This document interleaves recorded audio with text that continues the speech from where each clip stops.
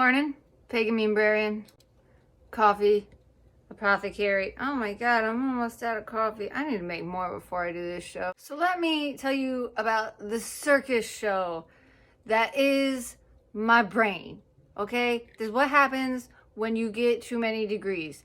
I'm gonna tell you about it. This is a warning video. I went around the other day talking to some people, and they're talking about old TV shows. More accurately, I'm standing around while other people talk, because 15 minutes ago, somebody brought up the show Saved by the Bell.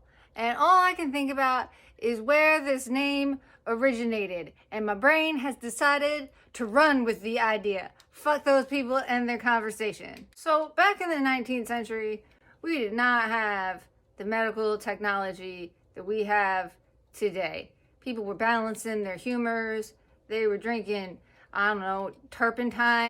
But the most important part is that they really did not have the technology to know when you were or were not dead. Now, I know this may sound just like I am being crazy, because how can you not know when someone's not dead? Let's talk comas, people.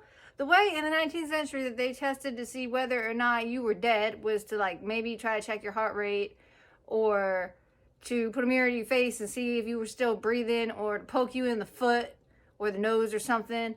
I mean, really, these were all real ways that they tested to see if you were dead. Coma patients don't care if you poke them in the foot. They don't give a shit. They don't have a foot. That doesn't mean that they're dead. They might wake up tomorrow. You don't know? This was also a time when the country was wrapped with what they call consumption, which is what we would call tuberculosis. Will make you go into a coma. So this happened a lot, a lot. People were getting buried and then getting dug back up later, and they find their coffins all bloody and scratched up and their nails all torn off. Some people think that this is where vampire stories come from. That's a whole nother video. I don't really think that that's where they come from. But, I mean, people just getting buried alive right and left. This was also a time before modern day embalming.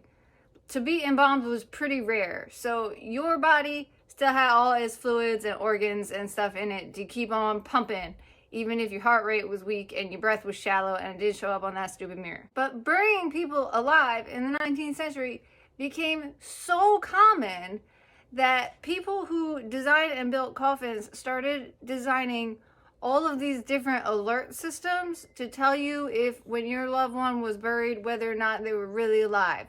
From things like little flags they could lift, to bells mounted on top of the grave site with strings tied to your feet and hands and head and stuff. Some of them even had little breathing tubes because they were afraid you'd suffocate down there. That's actually smart. Yeah, this was a thing, and a really prevalent thing. So the phrase "saved by the bell" comes from the fact that if you were buried alive, there might be a little bell on top of your coffin that you could ring, and then whoever was patrolling the graveyard that night could hear it and dig you back up, and you would be saved. That's saved by the bell.